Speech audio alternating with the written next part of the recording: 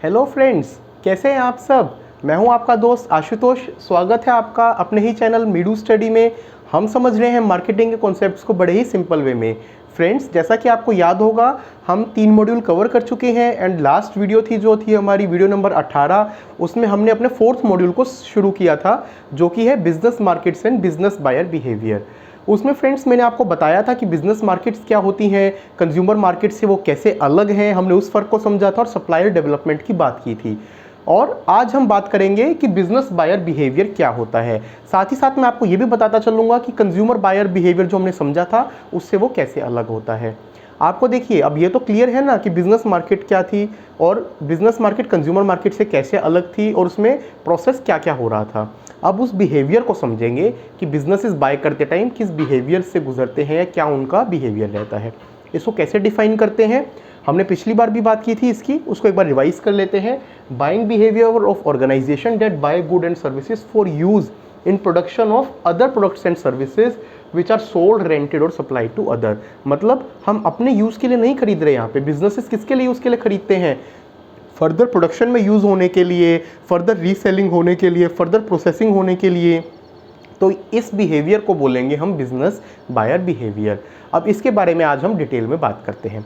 सबसे पहले देखिए, बिजनेस बायर बिहेवियर के मॉडल को हमने एक ही स्लाइड में रखा है, उसको हम समझते हैं।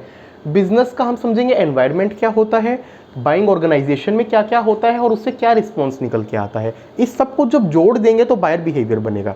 सबसे पहले आप ध्यान दीजिए यहाँ पे एनवायरनमेंट।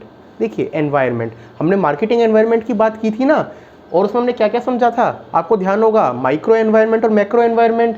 तो ये वही है बिजनेसेस के लिए। अब बिजनेसेस के लिए क्या स्टिमुलस हो सकते हैं या क्या चीज़ें हैं जो परचेज करने के लिए आपको इनिशिएट करती हैं। तो सबसे पहले हो सकते हैं कि उस प्रोडक्ट के 4 पीस क्या हैं। 4 पीस होते हैं, product, price, place and promotion. 4 Ps हमारा फ्रेंड्स मार्केटिंग एक बहुत ही इंपॉर्टेंट कॉन्सेप्ट है और इसके ऊपर आगे आने वाले वीडियोस में डिटेल में आपको समझाया जाएगा। अभी के लिए आप समझ लीजिए कि ये मार्केटिंग स्टिमुलस का पार्ट है। प्रोडक्ट क्या है, उसका प्राइस क्या है, प्लेस किस जगह और उसकी प्रमोशन के लिए कंपनी क्या कर रही है। इसके अलावा बाकी स्टिमुलस क्या हो सकते हैं, जो हमारे अदर फैक्टर्स हमने पढ़े थे। क्या थे वो factors, social factor, economic, cultural, technological, सब कुछ। तो ये एनवायरनमेंट रहेगा।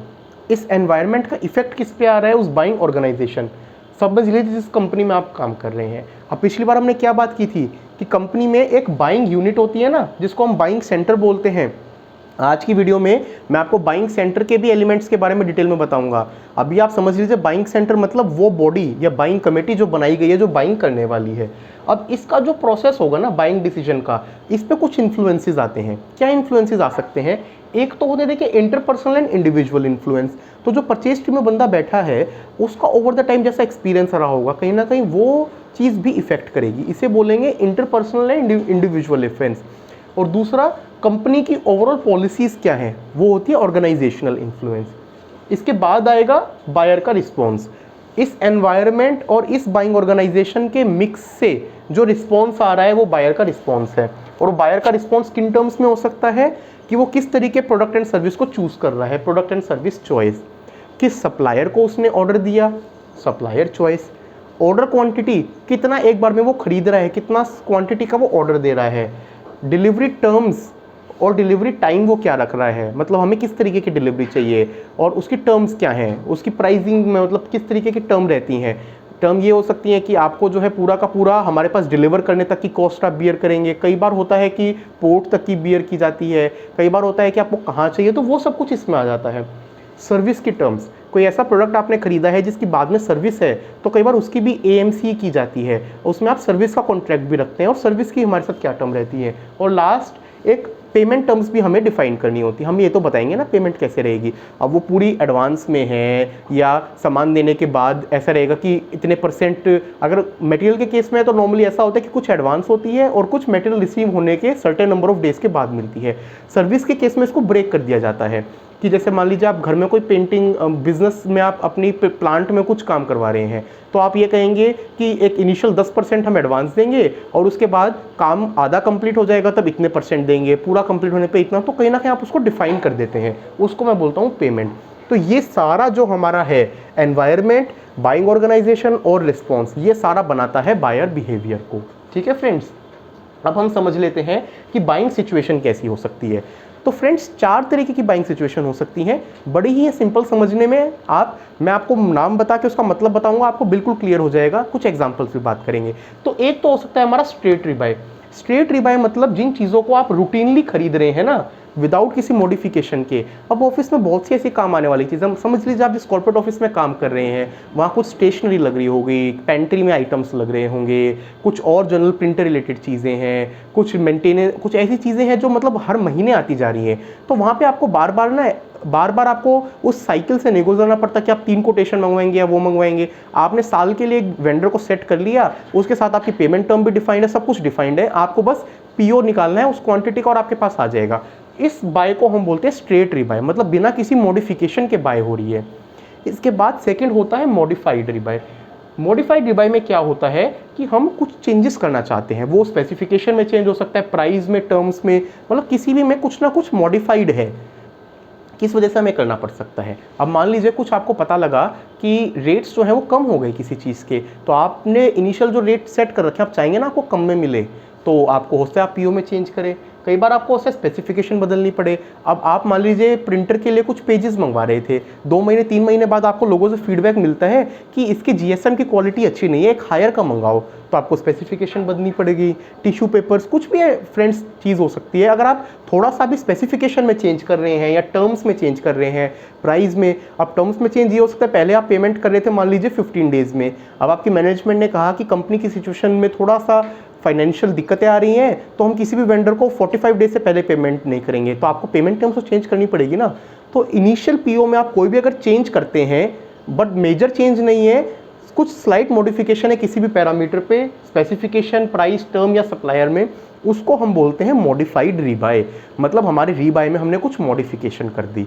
अब आती है तीसरी चीज़ फ्रेंड्स होती है न्यू टास्क। न्यू टास्क मतलब जहाँ पे हम कोई प्रोडक्ट या सर्विस फर्स्ट टाइम खरीद रहे हैं, अब तक हमने नहीं खरीदी थी, तो ये थोड़ा लंबा प्रोसेस होता है। कई बार ये इसमें टाइम भी इसलिए लग सकता है कि अगर आप मान लीजिए एडमिन में है या परचेज डिपार्टमेंट में है, वो चीज़ आपने एक तो चीज़ों को जो रूटीन खरीद रहे हैं उसमें तो कई बार फॉर्मल पीओ भी नहीं करना पड़ता, मतलब आप उसमें भी रिलैक्सेशन करना तो पड़ेगा, बट रिलैक्सेशन ये हो सकती है, मान लीजिए रिक्वायरमेंट है, आप कॉल करेंगे वेंडर को, बोल देंगे अर्जेंट है भिजवा दे, पीओ तेरे को कल तक मिल जाएगा, रिलेशनशिप है, रूटीन बिजनेस है।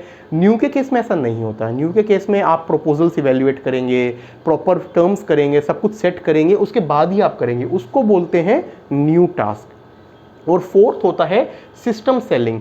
सिस्टम सेलिंग है जिसको कुछ बार कुछ किताबों में या कुछ जगह पे सॉल्यूशन सेलिंग भी बोला जाता है। वहाँ पे क्या होता है कि आप पूरा पैकेज्ड सॉल्यूशन खरीद रहे हैं ताकि आपको सेपरेट डिसीजन किसी से ना करना पड़े। इसका एक एग्जांपल लीजिए, मैं आपको एग्जांपल बताता हूँ। आपकी कंपनी में कुछ आपको रिनोवेशन का काम कराना है, तो आप ये नहीं है कि आप पेंटिंग किसी और से करवा रहे हैं, हार्डवेयर का काम किसी और से करवा रहे हैं, और लिपाई पुताई किसी और से, कुछ किसी और से। आपने पूरा बोल दिया भाई मेरे को तो इस तरीके से चाहिए। इसको अगर कंज्यूमर उसमें कहें तो देखिए, एक था कि आपने प्लम्बिंग किसी और से कराई, आपने हार्डवेयर किसी और से कराया, पेंटिंग किसी और से करवाई, और एक आपने घर को पर्टिकुलर रेट से कॉन्ट्रैक्ट पे दे दिया, भाई मुझे तो एंड टू एंड काम चाहिए। उसको हम बोलते हैं सिस्टम सेलिंग या सॉल्यूशन सेलिंग।